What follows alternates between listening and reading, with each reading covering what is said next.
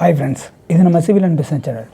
இன்றைக்கி நம்ம பார்க்க போகிற வீடியோ என்ன அப்படின்னா, சன்சைடோட அளவு எவ்வளோ வைக்கணும் அப்படிங்கிறதும், ரெண்டாவது வந்து பார்த்திங்கன்னா ஒரு சன்சைடில் நம்ம என்னென்ன தப்புலாம் பண்ணுறோம், அந்த தப்புனால் ஏற்பட விளைவு என்ன அப்படிங்கிறது நீங்கள் தம்ப்நெயிலே பார்த்துருப்பீங்க.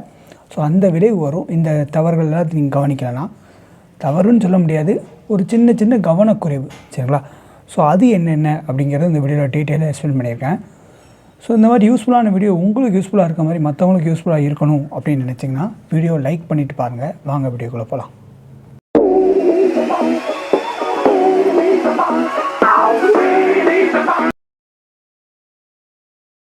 சன்சைடோட அளவு எவ்வளோ வைக்கணும் அப்படின்னா, அதோட அகலம் வந்து 1 அடியிலேருந்து 2 அடி வரைக்கும் வைக்கலாம்.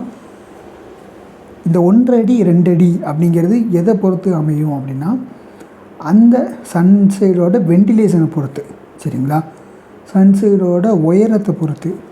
இப்போ உதாரணத்துக்கு வந்து பார்த்திங்கன்னா, ஒரு பாத்ரூம் ஜன்னல் வைக்கிங்க அப்படின்னா, அந்த பாத்ரூம் ஜன்னலோட உயரம் வந்து பார்த்திங்கன்னா 1 அடி தான் இருக்கும். அந்த மாதிரி கிச்சன் ஜன்னல் வைக்கிங்கன்னா அதோட உயரம் வந்து 2 அடி தான் இருக்கும்.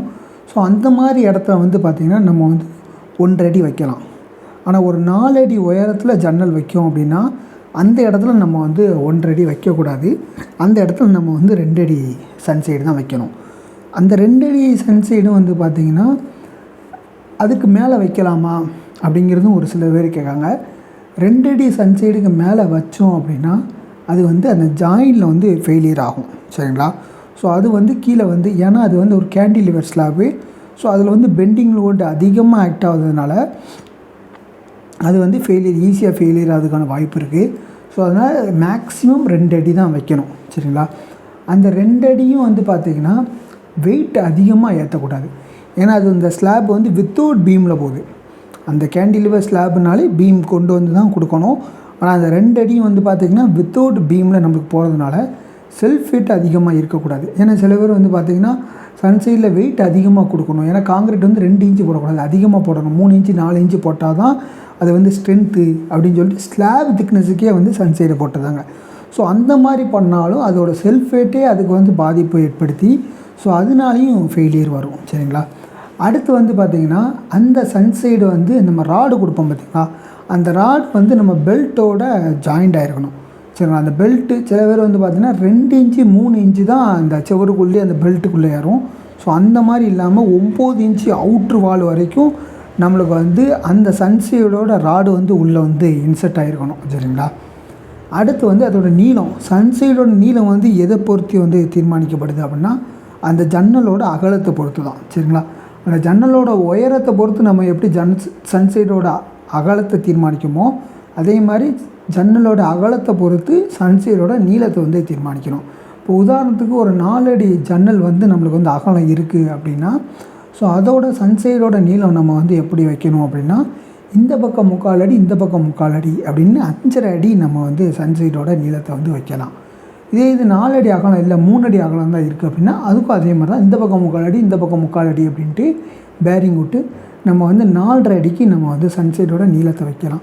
ஸோ ஒரு சன்சைடோட நீளமும் அகலமும் நம்ம அந்த ஜன்னலோட உயரத்தையும் அகலத்தையும் பொறுத்து தான் அமையுது, சரிங்களா? அது மாதிரி ரொம்பையும் கம்மியாகும். நிறைய பேர் என்ன செய்கிறாங்க அப்படின்னா அந்த 3/4 அடி 1 அடிக்கு சன்சைடை வந்து வச்சுட்டு நம்மளுக்கு தண்ணி தானே உள்ளே வராமல் இருக்கணும், ஸோ அந்த மாதிரி வைக்கலாம் அப்படின்னும் வைக்காங்க. ஸோ அந்த மாதிரி வச்சோம் அப்படின்னா நம்மளுக்கு வந்து வெயில் வந்து டைரெக்டாக உள்ளே வரும். இன்னொன்று வந்து பார்த்திங்கன்னா மழை தண்ணியும் உள்ளே வந்து அந்த சாரல் வந்து உள்ளே அடிஞ்சு அந்த மழையை வந்து அந்த உட்டை பூரா நம்ம அந்த மரம் ஜன்னல் விடுதோம் அப்படின்னா அதை பூரா அரிச்சிடும், சில தண்ணி பட்டு சீக்கிரமே அது வந்து ஃபெயிலியர் ஆகிறதுக்கான வாய்ப்பு இருக்குது. ஸோ அந்த தப்பையும் பண்ணக்கூடாது. 3வதாக பெரும்பாலும் நம்ம செய்கிற தவறு என்ன அப்படின்னா, சன்சைடுக்கு வந்து தலைச்செங்கல் தேவையில்லை, நம்ம வந்து பார்த்திங்கன்னா சிமெண்ட் தளமாகவே போட்டுடலாம், ஏன்னா தண்ணியை தானே வெளியே கொண்டு போகிறது தானே, அதுக்கு தலைச்செங்கல் தேவையில்லை அப்படிங்காங்க. ஆனால் அப்படி இல்லை, தலைச்செங்கல் கட்டாயம் போட்டே ஆகணும். ஏன்னா சிமெண்ட்டு நம்ம வந்து மேலே அப்ளை பண்ணுறோம் அப்படின்னா அந்த தண்ணி ஃப்ளோ இருந்தாலும் நம்மளுக்கு வந்து அந்த ஜாயினில் பூரா நம்மளுக்கு வந்து ஈஸியாக தண்ணி உள்ளே அப்சர்வ் ஆகி உள்ளே உள்ள ஸ்டீலை வந்து கரோஷன் பண்ணுறதுக்கு வாய்ப்பு இருக்குது. ஸோ அதனால் சன்சைடுக்கும் தலைச்செங்கல் போட்டு தான் பண்ணணும். அது வந்து பார்த்திங்கன்னா டேப்பர் 1 இன்ச்சிலேருந்து 1.5 இன்ச்சு வரைக்கும் டேப்பர் கொடுத்து தான் பண்ணணும், சரிங்களா? அடுத்து வந்து பார்த்திங்கன்னா அந்த செவருக்கும் சன்சைடுக்கும் உள்ள ஜாயிண்ட் இருக்க இடத்துல வந்து பார்த்திங்கன்னா ஒரு ஸ்லோப் கணக்கு கொடுத்துடணும்.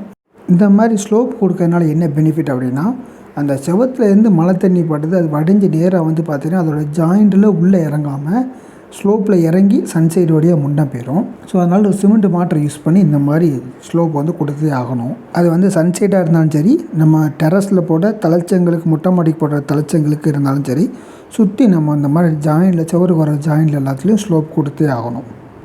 4வதாக அந்த தலைச்சங்கள் வந்து நம்ம மேலே போடுறோம் பார்த்திங்களா, அது வந்து சன்சைடை விட்டு 1 இன்ச்சு வெளியே வந்துடணும். சரிங்களா? ஸோ அந்த வெளியே வர்றதுனால என்ன பெனிஃபிட் அப்படின்னா, நம்ம அந்த தண்ணி வந்து பார்த்திங்கன்னா அந்த சன்சைடோட பிளாஸ்டிக்கில் படாமல் மேக்ஸிமம் ஒரு கேப்பு மாதிரி அந்த தலைச்சங்கள் வந்து ஆக்ட் ஆகும். ஸோ அதனால் அது வழியாக நம்மளுக்கு வந்து ட்ராப்ஸாக கீழே இறங்கும். ஆனாலும் அது வந்து பார்த்திங்கன்னா ஒரு 20% 30% தண்ணியை வந்து அந்த தலைச்சங்கள் வழியாக வடிஞ்சு நேராக அந்த பிளாஸ்டிக் வழியாக கொண்டு வந்து நேராக உள்ளே தான் கொண்டு போகும். ஸோ அதை தடுக்கிறதுக்கு தான் நம்ம வந்து பார்த்திங்கன்னா சீலிங் சன்சைடு பார்ட்ரு அல்லது உருட்டுனா வேறு ஒன்றும் இல்லை, அந்த பைப்பை வச்சு நம்ம வந்து பிளாஸ்டிக் எப்படி நம்ம வந்து ரெக்டாங்குலராக கொண்டு வரோமோ அதே மாதிரி இதை வந்து பார்த்திங்கன்னா நம்ம வந்து ஒரு ஹாஃப் சர்க்கிளாக கொண்டு வருவோம். இதோட யூஸ்ஃபுல் என்ன அப்படின்னா, அந்த தண்ணியை வந்து ஒரு ஸ்பீடு பிரேக்கர் மாதிரி தடுத்து நம்மளுக்கு வந்து சன்சைடுக்குள்ளே கொண்டு போகாமல் அதை வந்து தடுக்கும். சன்சைடுக்குள்ளே அப்படின்னா சன்சைடுக்குள்ளே இருக்க ஜன்னல் வரைக்கும் அதை வந்து கொண்டு போகாது. இப்போ இதில் படுற தண்ணி வந்து பார்த்திங்கன்னா உங்களுக்கு வந்து வடிஞ்சு நேராக வந்து ஜன்னல் வரைக்கும் வரும். அதை தடுக்கிறதுக்கு தான் நம்ம வந்து இந்த பார்ட்ரு அல்லது ரெக்டாங்குலர் உருட்டு அப்படிங்கிற மாதிரி வைப்போம். இதில் எது வச்சாலும் சரிங்களா? நீங்கள் இதில் வந்து பார்த்திங்கன்னா நம்ம வந்து உருட்டு வச்சோம் அப்படின்னா வேலை கம்மி. ஆனால் இந்த உருட்டு வைக்கிறதுல என்ன தப்பு பண்ணுறோம் அப்படின்னா, அதை உடனே வைக்கணும். சரிங்களா? ஒரு நாள் கழித்து இல்லை அப்படின்னா ஒரு 2 நாள் கழித்து அப்படிங்கிற மாதிரி பார்ட்ரு வைக்கிற மாதிரி வைக்கக்கூடாது. எதுக்கு அப்படின்னா, இது ஈரத்தோடு வச்சா தான் அந்த உருட்டு வந்து பிடிக்கும், லைஃப்பும் அதிகம். நீங்கள் வந்து 1 நாள் 2 நாள் கழித்து வைக்கிங்க அப்படின்னா நீங்கள் சிமெண்ட் பால் அப்ளை பண்ணி நீங்கள் வந்து பார்ட்ரு வைக்கிறது தான் பெஸ்ட்டு. சரிங்களா? பார்ட்ரு அப்படிங்கிறது ரெக்டாங்குலர் பார்ட்ரு. அந்த ரெக்டாங்குலர் பார்ட்ருங்கிறது ஒரு 1 இன்ச் அகலத்துக்கு நம்ம வந்து பார்ட்ரு மாதிரி ஒரு ஸ்டாப்பர் மாதிரி இது வந்து, ஏன்னா அது வந்து பார்த்திங்கன்னா தண்ணி வந்து பார்த்திங்கன்னா கிராவிட்டி வந்து கீழ் நோக்கி தான் இழுக்கும். ஸோ அதனால் நம்ம வந்து ஒரு ஸ்டாப்பர் மாதிரி அந்த இடத்துல வந்துட்டுனா அது வந்து மறுபடியும் மேல் நோக்கி போகாது. ஸோ அதனால் அந்த இடத்துல ஸ்டாப்பர் மாதிரி நின்று நம்மளுக்கு வந்து பார்த்திங்கன்னா தண்ணியை வந்து கீழே கொண்டு போயிடும். இதனால் நமக்கு வந்து சன்சைடும் ஃபெயிலியர் ஆகாது. அது மாதிரி நம்ம விண்டோ வைக்கும் பார்த்திங்களா, அந்த விண்டோவிலையும் வந்து வரைக்கும் தண்ணி போகாமல், ஸோ அந்த விண்டோவும் நம்மளுக்கு வந்து அதிக லைஃப்பை கொடுக்கும். சரிங்களா? ஸோ அதனால் நம்ம எவ்வளோ தூரம் அந்த சன்சைடில் இந்த மாதிரி சின்ன சின்ன தவறுகளையும் நம்ம வந்து நோட் பண்ணி பண்ணுறோம், அதை வந்து சரி பண்ணுறோம் அப்படிங்கிறத பொறுத்து அந்த சன்சைடோட லைஃப்பை வந்து நம்ம வந்து அதிகப்படுத்தலாம். சரிங்களா? இன்னொன்று வந்து பார்த்திங்கன்னா, இந்த சன்சைடு வந்து நம்ம வந்து காஸ்ட் வந்து அதை வந்து தயாரிக்கிறது வந்து கம்மி தான். ஆனால் அது வந்து ஃபெயிலியர் ஆகிட்டு அப்படின்னா ரீஒர்க் பண்ணுறதுக்கான செலவு வந்து ரொம்ப அதிகம். சரிங்களா? எதுக்கு அப்படின்னா, இப்போ ஒரு சன்சைடு ஃபெயிலியர் ஆகிட்டு அப்படின்னா அதை நீங்கள் உடச்சி நீங்கள் பண்ணுறதா இருந்தால் உள்ளே 9 இன்ச்சுக்கும் நான் யாருனே சொன்ன மாதிரி 9 இன்ச்சுக்கும் உடச்சி தான் நீங்கள் வந்து உள்ளே வந்து எருமானம் வரைக்கும் கொண்டு போய் நீங்கள் வந்து பண்ணுற மாதிரி இருக்கும். ஸோ அதனால் வந்து பார்த்திங்கன்னா அந்த ஜன்னலையும் நீங்கள் வந்து ரிமூவ் பண்ணுற மாதிரி இருக்கும். அந்த ஜன்னலை நீங்கள் ரிமூவ் பண்ணுறதுனால அந்த ஜன்னலும் வந்து ஃபெயிலியர் ஆகிறதுக்கான வாய்ப்பு இருக்குது. ஏன்னா அதை நீங்கள் கிளாம்ப் அடித்து நல்லா செட் பண்ணி பிடிமானத்துக்கு வச்சுருப்பீங்க. இன்கேஸ் ரொம்ப ஸ்ட்ராங்காக கொடுக்கல அப்படின்னா பிரச்சனை இல்லை, நல்ல ஸ்ட்ரென்த்தாக கிளாம்ப்லலாம் காங்கிரீட் அடித்து அது மாதிரி வந்து பார்த்திங்கன்னா லிண்டல் போடுறதுக்கு முன்னக்கூட்டியே நீங்கள் ஜன்னல் எல்லாம் விட்டுருந்தீங்க அப்படின்னா அந்த காங்கிரீட்டோட அந்த மேலே உள்ள ஃப்ரேம் வந்து பிடிமானம் இருந்திருக்கும். ஸோ அதனால் நீங்கள் அதை எடுக்கையில் வந்து பார்த்திங்கன்னா அதுவும் வந்து ஃபெயிலியர் ஆகிரும். ஸோ அதனால் ஓவரால் காஸ்ட் வந்து பார்த்திங்கன்னா ரொம்ப அதிகமாக வரும். சரிங்களா? ஸோ இந்த ரீஒர்க் பண்ணுறதுக்கான காஸ்ட்டு. அதனால் இந்த சன்சைடில் வர சின்ன சின்ன தவறுகள்லாம் முன்னக்கூட்டியே நம்ம வந்து நோட் பண்ணி வச்சு நம்ம அதை வந்து சரி பண்ணிட்டோம் அப்படின்னா ஃப்யூச்சரில் வர செலவுகளையும் ஃபெயிலியர்களையும் நம்ம வந்து தவிர்க்கலாம். ஸோ இந்த வீடியோ உங்களுக்கு வந்து யூஸ்ஃபுல்லாக இருக்கும்னு நினைக்கிறேன். வீடியோ யூஸ்ஃபுல்லாக இருந்தால் மறக்காமல் லைக் பண்ணுங்கள், உங்கள் ஃப்ரெண்ட்ஸ் அண்ட் ஃபேமிலிக்கு ஷேர் பண்ணுங்கள்.